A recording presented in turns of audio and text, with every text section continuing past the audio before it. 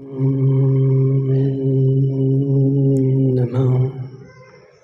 सिद्धेभ्यः।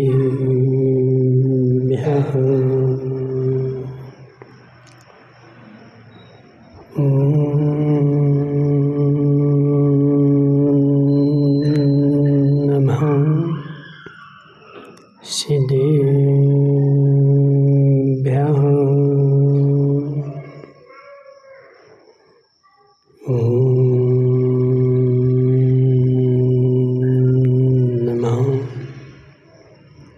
सिद्धेभ्यः। तज्जयति परं ज्योति समं समस्तैरनन्तपर्याये दर्पणतलिविशकला प्रतिफलति पदार्थमालिका यत्र नमो हरिहन्ताणं नमो सिद्धाणं नमो वैरेयाणं नमो वज्रायाणं नमो लोहेशविशाहुरम्। पंच परमेष्टि भगवान के अनंतानंत सिद्ध परमेष्टि भगवान के 1008 देवादेव पारसनाथ भगवान के 1008 देवादेव पारसनाथ भगवान के आचार्य भगवान अमृत चंद्र स्वामी के आचार्य भगवान विशुद्ध सागर जी महाराज के परम पूज्य मुनिवर श्री शुद्ध सागर जी महाराज की समस्त मुनि संग मनुष्य तीर्थंकर भगवान की दिव्य देशना शादवाद वाणी जयवंत हो। आचार्य भगवान अमृत चंद्र स्वामी पुरुषार्थ सिद्धि उपाय ग्रंथ में समझा रहे हैं कि है जीव, मेरा कल्याण, मेरी उन्नति मेरे ज्ञान पर आधारित है। मेरी जैसी ज्ञान की धारा बढ़ेगी वैसे वैसे मेरा जीवन बढ़ेगा। मेरी ज्ञान की धारा जब तक बढ़ेगी नहीं तब तक मेरी उन्नति का मार्ग भी नहीं बढ़ेगा। संतोष भाई बड़े गौर से समझना, मैं कर क्या रहा हूँ, मुझे करना क्या चाहिए। डीके जैन साहब, तुम RAPP में थे ना, तो RAPP में तुम थे और काम करते थे, लेकिन यह बताइए कि तुम जो काम करते थे वह अपने मन से करते थे कि ऊपर से आदेश आता था?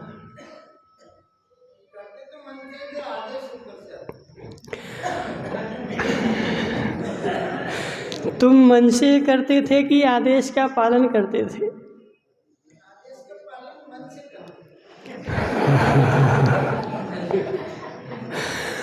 आदेश का पालन तुम कर रहे हो, लेकिन तुम अपने मन से नहीं कर रहे। मन लगा के करोगे लेकिन मन से नहीं करोगे, ठीक है। मन लगा के करना अलग चीज हो गई और मन से करना अलग चीज हो गई। यदि मन से करोगे तो आदेश का पालन नहीं होगा। आदेश का पालन मन लगा करके हो सकता है, लेकिन मन से नहीं हो सकता है। जैसे मेरी ऊंची पोस्ट वाले ने जो बोल दिया मुझे वही करना है, ऐसे मैं काम करते दिख रहा हूँ, लेकिन मेरा ज्ञान जो है मुझसे काम करवा रहा है। जब तक मेरा ज्ञान गवाही ना दे तब तक मैं काम कर नहीं सकता। संतोष भाई समझना, तुम यहाँ आके क्यों बैठ गए? तुम यहाँ के क्यों बैठ गए?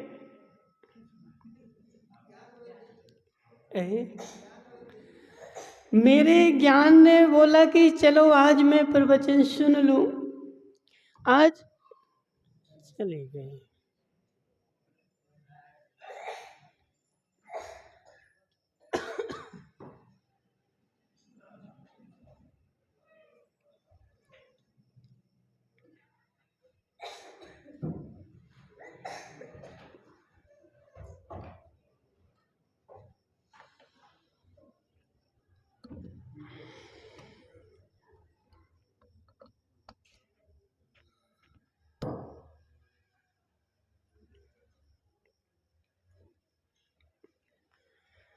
जब तक मेरा ज्ञान साथ ना दे तब तक मेरा कार्य होने वाला नहीं है। मेरा ज्ञान जिस दिशा में जाता है उस दिशा में यदि मैं कार्य करता हूँ तो वह कार्य मेरा सफल होता है, और ज्ञान से विपरीत दिशा में यदि मैं चलने लगूँ तो मेरा कार्य सफल हो नहीं सकता। माताओं समझना, मैंने आज तक संसार में रह कर के धर्म तो किया, लेकिन ज्ञान जा रहा था पश्चिम में और मैं कार्य कर रहा था पूरब में। संतोष भाई, मेरा ज्ञान जा रहा था पश्चिम में और काम कर रहा था पूरब में, और काम विपरीत दिशा में था। विपरीत दिशा में होने के कारण मेरा धर्म पुरुषार्थ आज तक सफल नहीं हो पाया। सुगंचन जी बड़े गौर से समझना, ज्ञान और धर्म यदि दोनों एक दिशा में चले जाएं तो मेरी गारंटी है कि तुम्हारा काम इसी जन्म में, इसी भाव में, संतोष भाई, इसी भाव से मोक्ष मिलेगा, इसी भाव से मोक्ष मिलेगा, अगले भाव की नहीं। यह नहीं सोचना कि पंचम काल में मोक्ष नहीं होता, इस भाव में भी मोक्ष होता है। लेकिन कब? जब ज्ञान की धारा मेरे अनुसार चलने लगे, अंदर से यदि ज्ञान कहने लगे, अंदर से मेरा मानस ऐसा बन जाए कि मुझे धर्म करना है। देखिए जैसे धर्म तो मैं कर रहा हूँ, लेकिन धर्म करते हुए मेरा ज्ञान नहीं बोल रहा है कि मुझे धर्म करना है। संतोष भाई, तुम्हारा बेटा कहीं बाहर चला गया, माना कि तुम्हारा बेटा कहीं बाहर चला गया, अब दुकान बंद है। अब यह बताइए कि किसको कहना पड़ेगा कि दुकान खोल लो जाके? कौन कौन आकर के मुझसे कहे कि दुकान खोल लो जाके, जब मैं दुकान खोलूंगा? संतोष भाई बोलो। किसी के कहने की आवश्यकता नहीं है। मेरा बेटा बाहर गया है, मैंने अपने मस्तिष्क में ज्ञान में बात फिट बैठा ली। अब मैं सारा दिनचर्या जो करूँगा उसके अनुसार ही करूँगा, ज्ञान वहाँ पर बैठा रहेगा। बेटा बाहर गया है, एक पूजा एक्स्ट्रा नहीं हो जाए। आज मंदिर में मैं लेट नहीं हो जाऊं, क्यों?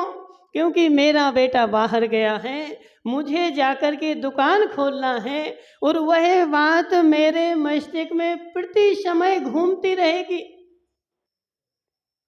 एक समय के लिए भी मेरा मस्तिष्क खाली नहीं रहेगा कि वह बात न बैठ घूमती रहे, प्रति समय वह बात घूमती रहेगी। मेरा बेटा बाहर गया है, मुझे जाकर के दुकान खोलना है, किसी को कहने की आवश्यकता नहीं है। और यदि कोई तुमसे कहने लगे कि संतोष भाई सुनो तो जरा, 2 मिनट चर्चा तो कर लो।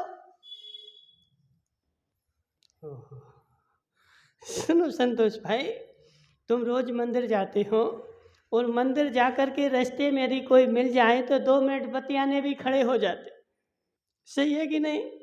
और जिस दिन तुम्हें दुकान खोलना है, बेटा बाहर गया है, उस दिन यदि तुम्हें कोई रास्ते में मिल जाए और बोले संतोष भाई सुनो जरा 2 मिनट बातें तो कर लो, क्या कहोगे? बताओ क्या कहोगे? बेटा बाहर गया है, आज मुझे दुकान खोलना है, मैं फिर कभी बातें करूँगा। वह दुकान ऐसी मेरे मस्तिष्क में बैठी है, ऐसी ज्ञान में फिट हो गई है कि मैं किसी से अब बात करना भी पसंद नहीं करूँगा और मैं संसार को बताऊँगा कि मेरा बेटा बाहर गया है। क्यों? ये बताओ डीके जैन साहब, यह बात तुम भूले क्यों नहीं? एक नहीं, एक नहीं, अनेक साधन मिले थे ये बात भूलने के लिए।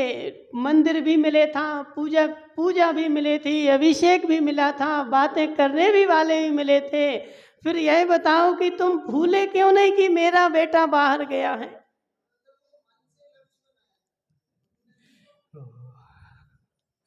दिग्विजय साहब, तुम बार बार मन को क्यों ले रहे घसीट के? बार बार मन को घसीट के क्यों ला रहे हैं?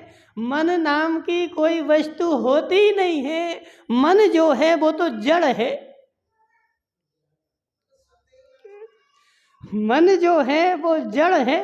मन कोई कुछ करवाता नहीं है। मन में जो चेतना आई वह ज्ञान से आई। मन में जो चेतना आई, ज्ञानावरणी कर्म का क्षयोपशम ही मन है। मन कोई अलग नहीं है। ज्ञानावरणी कर्म का जो क्षयोपशम है वही मन है।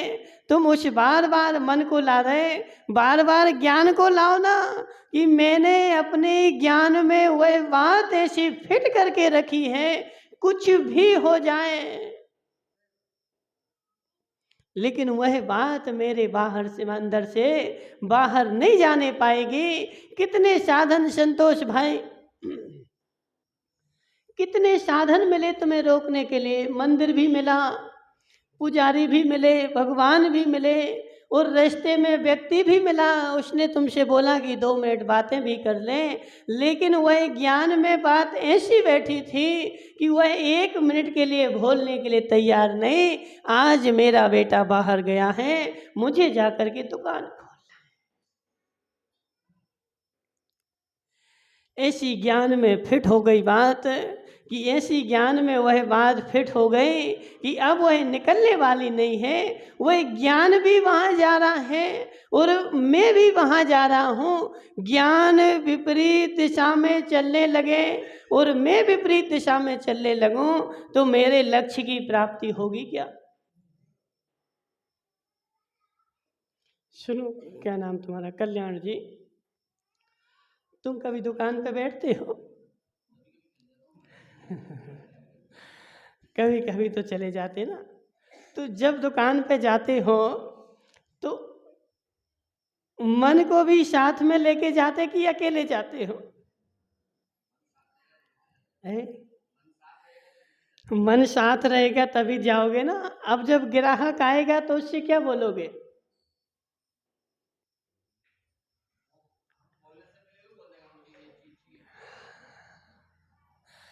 तो तुम मन के साथ बैठे होगे तब उसकी बात सुनोगे कि मन के बिना बैठे होगे तब उसकी बात सुनोगे?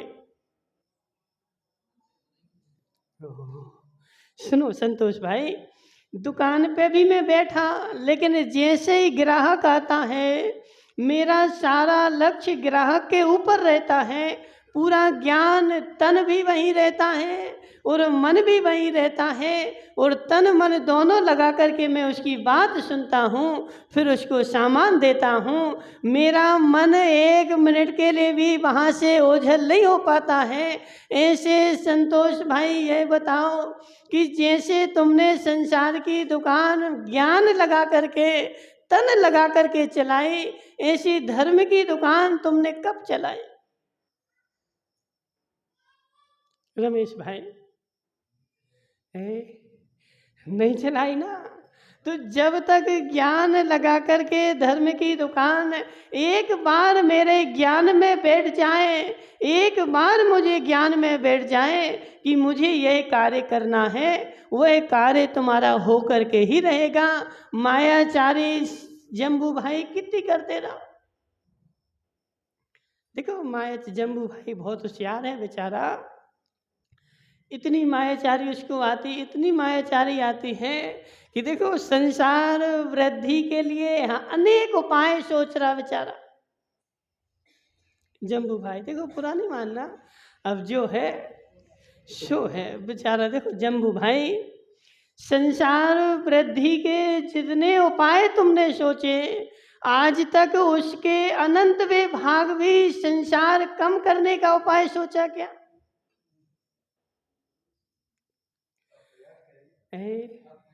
अब तो देखो उम्र हो गई क्या नाम है इनका? प्रभुलाल जी। तुम्हारा प्रभु अब नहीं मिलने वाला। अब तो जो प्रभु था ना वो लाल लाल हो गया। अब तो देखो, कल वो 6 ढाला पढ़ रहे थे ना, बालपने में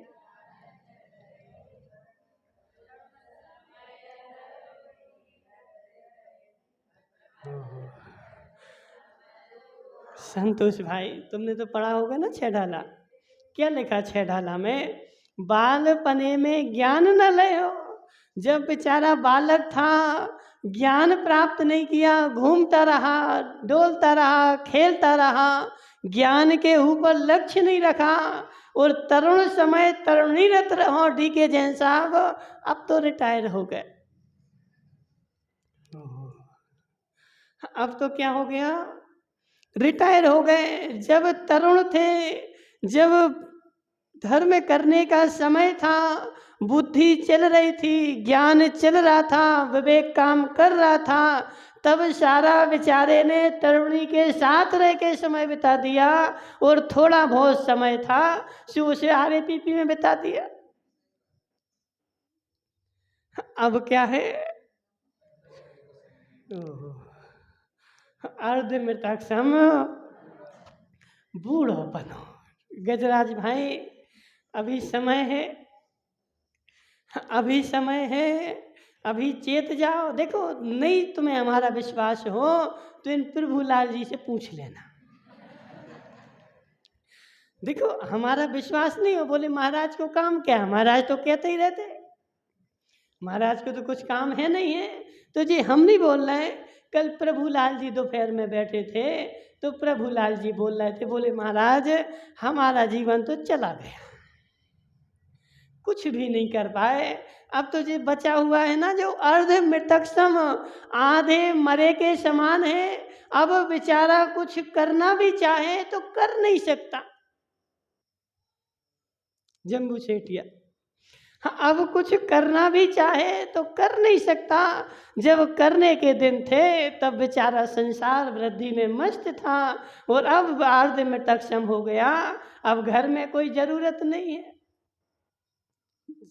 क्या नाम तुम्हारा? सुगन चंद जी।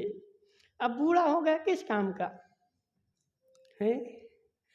अब बूढ़ा हो गया ना। अब देखो डी के जैन साहब बैठे, पहले तो 9:30 बजते थे।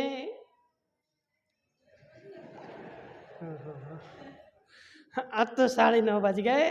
अब तो वहाँ जाना है, अब तो कोई काम नहीं बचा। अब बेचारा फ्री हो गया, शरीर भी नहीं बच रहा है। अर्ध मृतक सम बूढ़ोपनो, आधे के मरे के जैसे बेचारे का बूढ़ापन है। कैसे रूप लखे आपनो। अब यहाँ पे प्रश्न चिन्ह आ गया कि कैसे रूप लखे आपनो।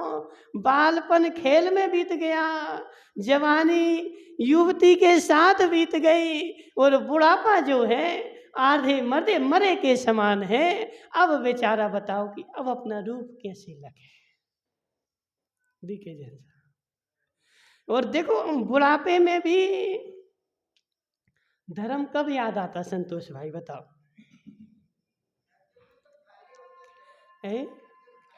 धर्म की कब याद आती है?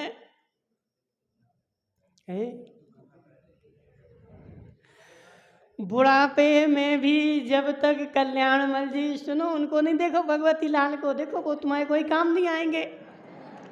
देखो बेचारा बार बार भगवती लाल को देखता है। देखो कल्याणमल जी, भगवती लाल तुम्हारा कोई काम में नहीं आने वाले, तुम तो खूब देखते रहो। सुनो हमारी बात, बुढ़ापे में भी धर्म कब समझ में आता है? जब बुढ़ापे में हाथ पैर काम करना बंद कर दें। प्रभुलाल जी ऐसे ही है कि नहीं? जब तक हाथ पैर चलेंगे तब तक तो अपने आप को बूढ़ा मानेगा ही नहीं। बूढ़ा कब मानेगा? जब हाथ पैर नहीं चलेंगे, बुद्धि नहीं चलेगी, दिमाग नहीं चलेगा, अब बोलेगा कि अब मैं बूढ़ा हो गया और अब चलो सो कहाँ बैठेंगे? मंदिर में बैठेंगे।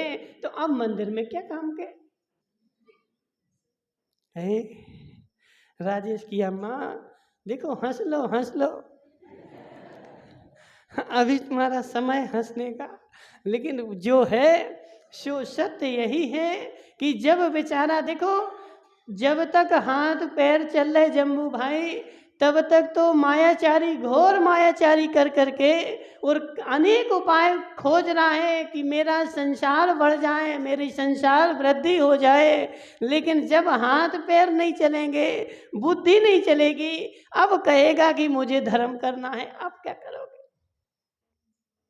जम्बू भाई सुनो जरा, देखो ये जम्बू सेठिया है ना, बड़ा होशियार है। एक दिन गया गजराज के यहाँ और गजराज के यहाँ से 2-4 सामान लेकर के आ गया और सामान लेकर के आया, घर पे रख लिए। 2-4 दिन बाद 2-4 सामान एक्स्ट्रा दे आया वापस। गजराज खुश हो गया, बोले 4 सामान ले गया था और 6 सामान वापस लाया है। तो जम्बू से पूछा कि जम्बू भाई जी 6 क्यों लाए? बोले वो उनके बच्चे हो गए तो 4 ले गए थे, 6 हो गए।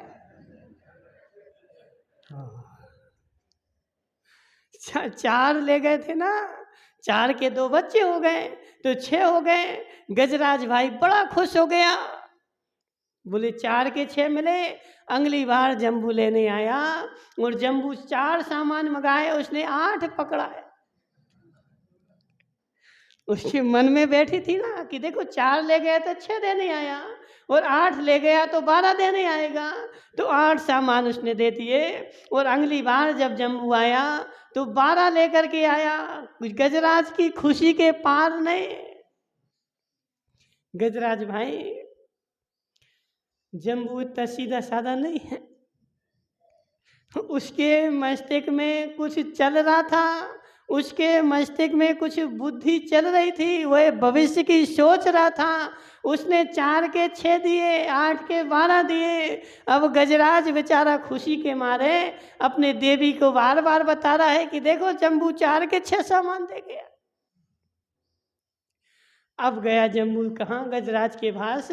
तो क्या बोलता है? बोले हमने चौका लगाया है,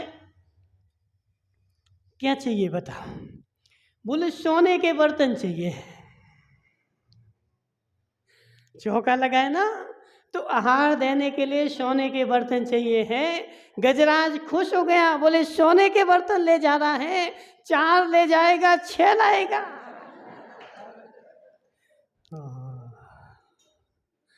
गजराज की खुशी का पार नहीं। बेचारा गजराज ने जितने सोने के बर्तन घर में थे सब जम्बू को दे दिए और जम्बू ले गया। बेचारे ने चौका लगाया, आहार चलाया सोने के बर्तन से, और वह सोने के बर्तन जो थे जमीन में गड्ढा करके गाड़ दिए। अब 2 दिन हो गए, 4 दिन हो गए, 6 दिन हो गए। गजराज बेचारा राह देख रहा है कि जम्बू अब आ रहा है। 8 दिन हो गए कल्याण जी, 8 दिन हो गए, जम्बू लौट के गया ही नहीं। अब गजराज पे रहा नहीं गया, बेचारा गया जम्बू के घर पे। बोले जम्बू भाई तुम कुछ बर्तन लाए थे हमारे, वो लौटाने क्यों नहीं आए? 8 दिन हो गए। जम्बू ने अपनी देवी को बुलाया और जम्बू बैठा और देवी बैठी और बच्चों को बुलाया और सब के सब रोने बैठ गए। बोले तो रो क्यों रहे? तुम ये तो बताओ कि बर्तन क्यों नहीं लौटाने आए? रो नहीं, पहले बता तो दो। बोले गजराज भाई क्या बताएं, वो बर्तन तो मर गए।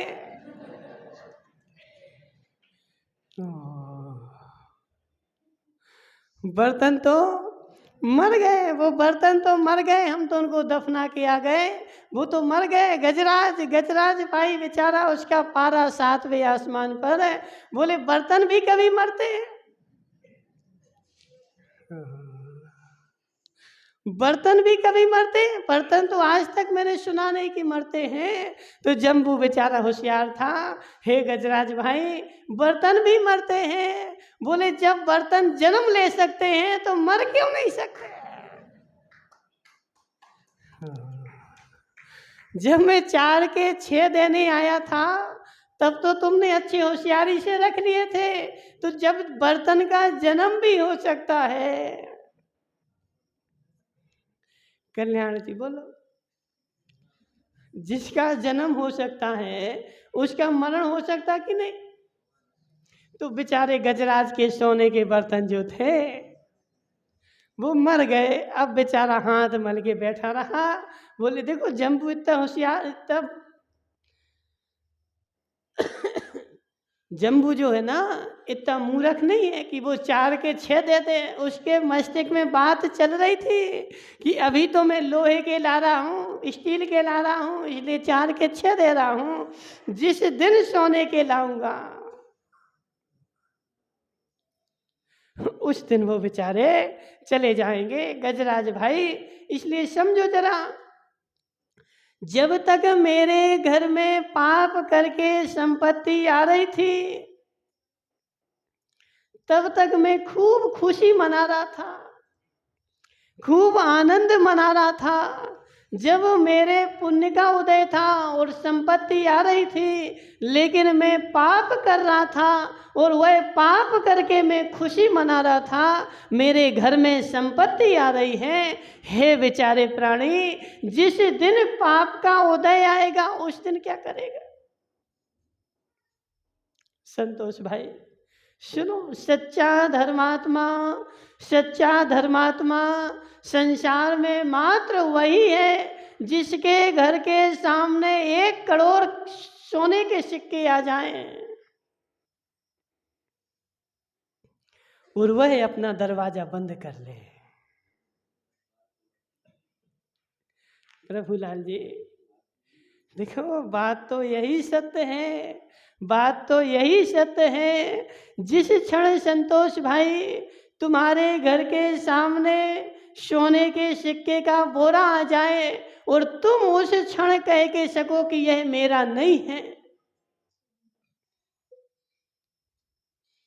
तो समझना कि मेरे पास धर्म है, मेरे पास बुद्धि है, मेरे पास ज्ञान है। हे जीव, जिस क्षण तुझे पाप करके सोने के सिक्के का बोरा भी आया था तो उस क्षण तूने किसी से नहीं ढीके जैसा पूछा कि यह सोने के सिक्के का बोरा किसका है, कौन रख के गया। उस क्षण तो तूने जल्दी से उठा करके और अपने घर में अंदर ले जा करके और दरवाजे बंद कर लिए थे। और कोई पूछने भी आए कि मैं यहाँ सोने के सिक्के का बोरा रख गया था, यहाँ नहीं पता मुझे कौन रख गया था, कब रख गए थे, मैं तो अंदर सो रहा था।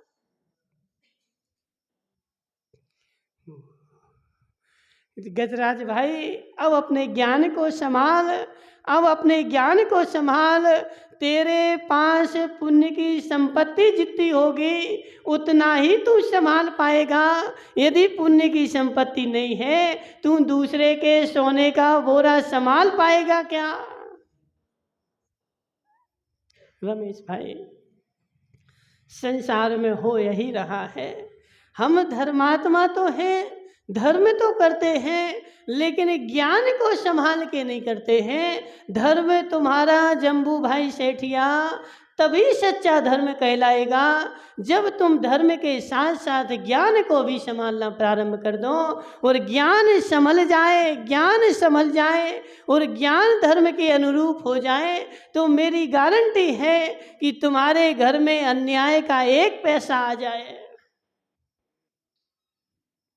देखिए जैन साहब, तुम्हारे घर में अन्याय का 1 पैसा आ जाए, ऐसा हो ही नहीं सकता। देखो एक दिन हमने जम्बू से पूछा था, जम्बू भाई तुम्हारे घर में सांप घुसा कभी? सांप घुसा कभी? तो जब सांप तुम्हारे पलंग के नीचे घुसा था और तुम पलंग के ऊपर चैन से सो रहे थे, हैं? नहीं सो रहे थे, क्यों? डी के जैन साहब, देखो उससे पूछो दीपक से। दीपक भाई दोहराया, तुम्हारे घर में कभी सांप घुसा? तो जब तुम्हारे घर में सांप घुसा था और तुम कूलर चला करके अच्छे पलंग पे सो रहे थे, क्यों? संतोष भाई समझना बात को, क्यों नहीं सो रहे थे?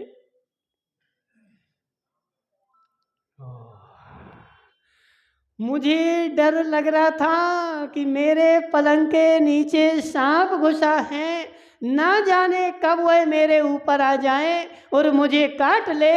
मुझे 1 मिनट भी चैन नहीं पड़ रही थी। ऐसे गजराज भाई सुनो जरा, ऐसे तुझे पाप करके, अन्याय करके तू जो घर भर रहा है, जिस क्षण तेरी ज्ञान बुद्धि होगी उस क्षण 1 मिनट के लिए नींद नहीं आएगी। मैंने अन्याय करके इतना घर भर लिया है और यह पाप की कमाई कब सांप बन के मुझे काट ले, 1 क्षण भी तुझे नींद नहीं आएगी। संतोष भाई सत्य है कि नहीं?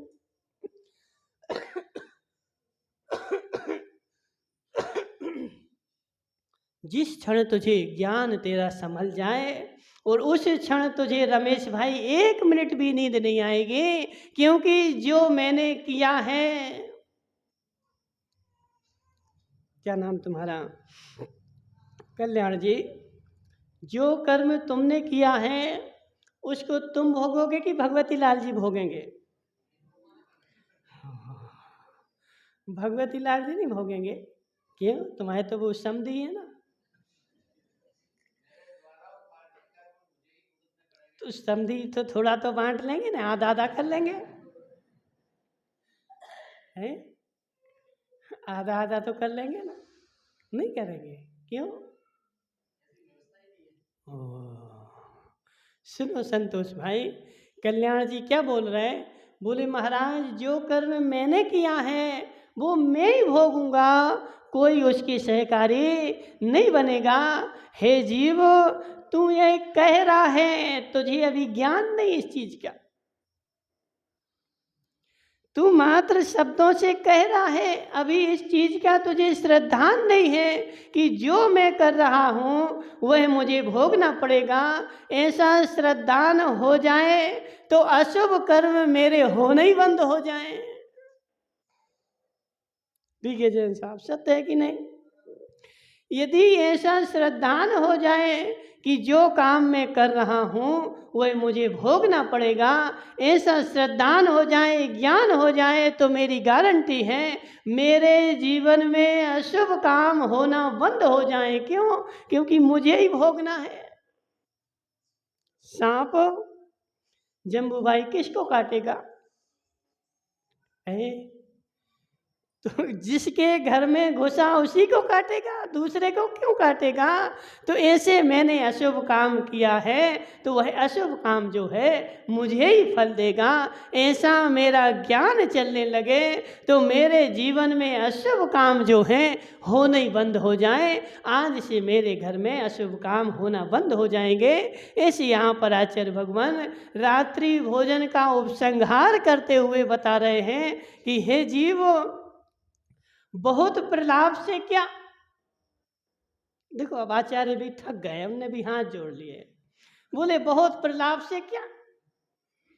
मैं बहुत क्यों कहूँ, मैं बहुत क्यों बकबक करूँ? बहुत बकवास करने से कोई मतलब नहीं है। बहुत प्रलाप से क्या? जो पुरुष मन वचन काय से रात्रि भोजन को त्याग देता है वह निरंतर अहिंसा का पालन करता है। ठीक है ना संतोष भाई? अब इसका उल्टा कर दो, अब इसका उल्टा कर दो। जो जीव मन वचन काय से रात्रि भोजन को त्याग देता है वह जीव निरंतर अहिंसा पालन करता है, और जो जीव मन वचन काय से रात्रि भोजन करता है वह जीव निरंतर हिंसा का पालन करता है।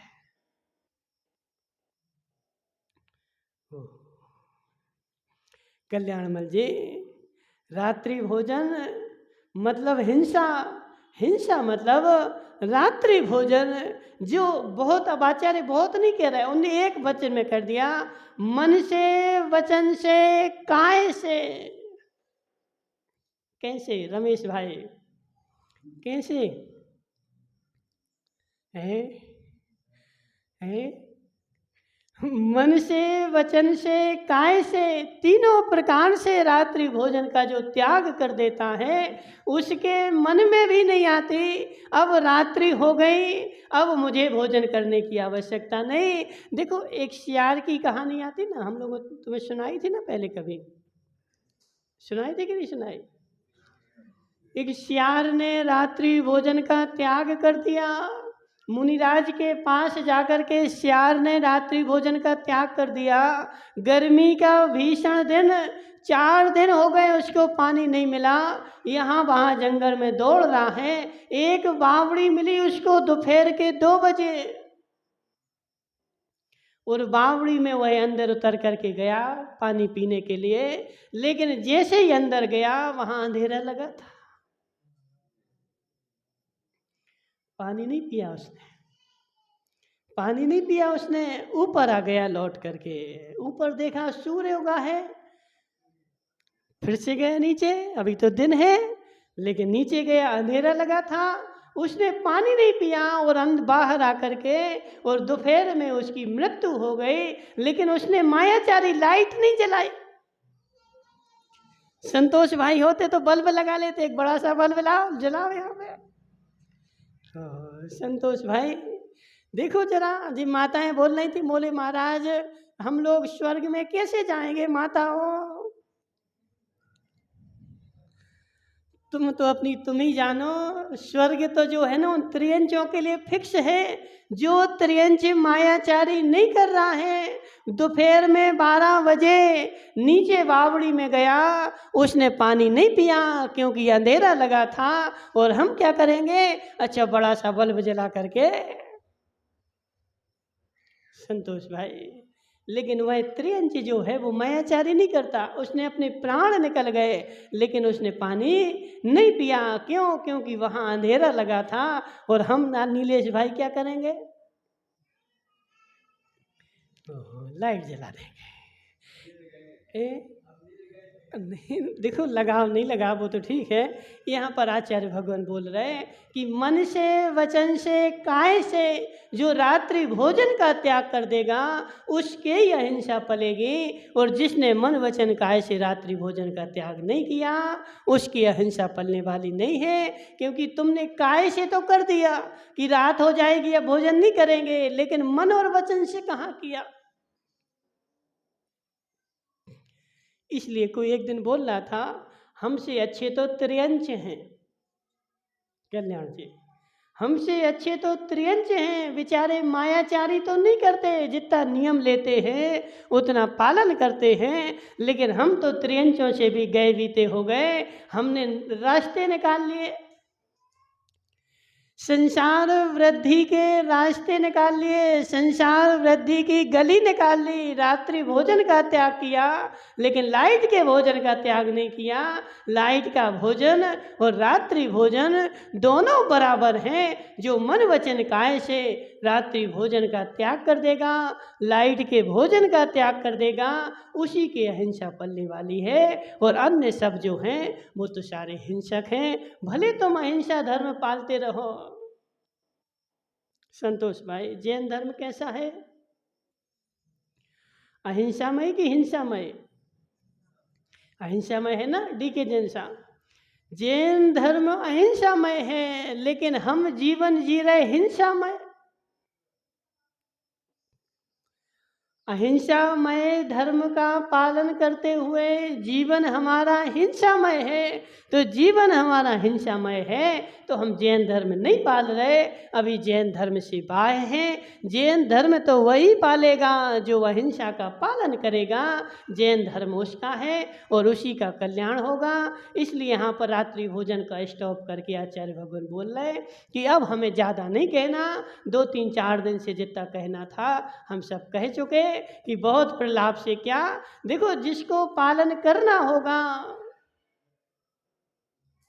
वो एक शब्द में कर लेता, जिसको पालन करना हो वो एक शब्द में कर लेता, और जिसको पालन नहीं करना है उसको तुम जंजीर से भी बांध दोगे, छत पे भी लटका दोगे, लेकिन वो मानेगा नहीं, करेगा वही जो उसके मन में हो। इसलिए हे जीव, यदि तुम अपने ज्ञान को सुधार ले तो तेरा आचरण भी सुधर जाए, और ज्ञान न सुधरे हुए आचरण तेरा सुधरने वाला नहीं है। इसलिए अहिंसा का पालन करेगा तो जैन कहलाएगा, और हिंसा का पालन करेगा तो जैन नहीं कहला सकता। बोले शांतिनाथ भगवान की।